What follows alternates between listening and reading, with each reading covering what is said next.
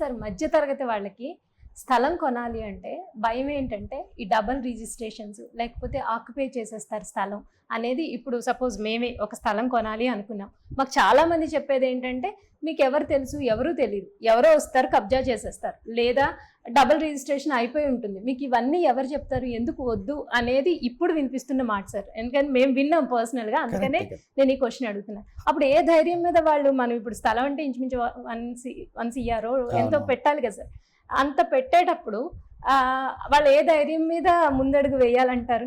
ఇది ఇప్పుడు ఉన్నది అపోహ మాత్రమే. ఎందుకంటే మీరు చెప్పింది వాస్తవం. ఎప్పుడు ఒకప్పుడు జరిగింది 15 years బ్యాక్, అంటే అప్పుడు మాన్యువల్ గా ఉండేది. ఇప్పటికీ వినిపిస్తుంది. అది ఎందుకు వినిపిస్తుంది అంటే అపోహ అంటున్నా, అంటే వాళ్ళకి అవగాహన లేకపోవడం అంతే. డబుల్ రిజిస్ట్రేషన్ అనేది ఇంపాసిబుల్. ఎందుకోసం అంటే మీరు కంపల్సరీ ఆన్లైన్ రిజిస్ట్రేషన్ అవుతుంది. ఆన్లైన్ రిజిస్ట్రేషన్ అవ్వంగానే మీకు ఎన్కంబరెన్స్ సర్టిఫికేట్ ఈసీ అనేది ఒకటి వస్తుంది. మీ ఏది 2 days తర్వాత మీకు ఈసీ అనేది ఆన్లైన్ లో చెక్ చేసుకోవచ్చు, మీ పేరు మీద ల్యాండ్ కన్వర్షన్ అయ్యిందా లేదా. రిజిస్ట్రేషన్ అయిన తర్వాత మీ 2 days లోనే మీది ఆన్లైన్ లో రిజిస్టర్డ్ అవుతుంది. అది రిజిస్టర్డ్ అయ్యిందా లేదా మీ మొబైల్ లోనే గూగుల్ త్రూ చెక్ చేసుకోవచ్చు. At the same time mutation అనేది ఇస్తున్నారు. రిజిస్ట్రేషన్ అయిన వెంటనే రిజిస్ట్రేషన్ డాక్యుమెంట్ తో పాటు ముటేషన్ అనేది ఇస్తున్నారు. సో ఈ 2012, 13, 14 తర్వాత అసలు మొత్తం కంప్లీట్ గా చేంజ్ అయిపోయింది. ఆన్లైన్ సిస్టమ్ వచ్చింది కాబట్టి ఎలాంటి డబుల్ రిజిస్ట్రేషన్ జరగదు. ఇంకోటి కబ్జా గురించి అడిగారు. కబ్జా అనేది ఇంపాసిబుల్. ఎవరైనా చేసినా గానీ ఆ సునకానందం అంటారు కదా, ఆ టైం వరకే 10 నిమిషాలు. ఎందుకంటే ఎండ్ ఆఫ్ ది డే ఎవరికైతే డాక్యుమెంట్స్ ఉన్నాయో, ఎవరికైతే కరెక్ట్ రిజిస్టర్డ్ పర్సన్ డాక్యుమెంట్స్ ఉన్నాయో ఆ పర్సన్ కి హక్కులు చెందుతాయి. ఇంత ముందు లాగా లేదు.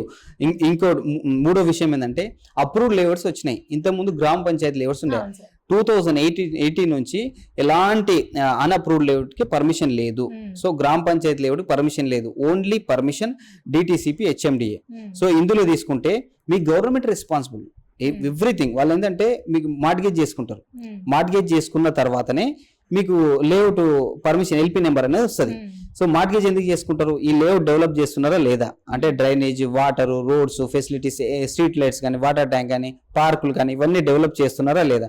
వన్స్ డెవలప్ అయిన తర్వాత వాళ్ళు ఇన్స్పెక్షన్ 3 times చేసిన తర్వాత మీకు మార్ట్గేజ్ రిలీజ్ అవుతుంది. సో 100% ఈ ఓనర్ ఎవరైతే ఉన్నారో ల్యాండ్ లేఅవుట్ చేసేవాళ్ళు వాళ్ళు డెవలప్ చేయాలా, డెవలప్ చేస్తే మార్ట్గేజ్ రిలీజ్ అవుతుంది. సో ఒక సిస్టమేటిక్ జరుగుతుంది. అంటే అప్రూవ్డ్ లేఅవుట్స్ వచ్చినాయి.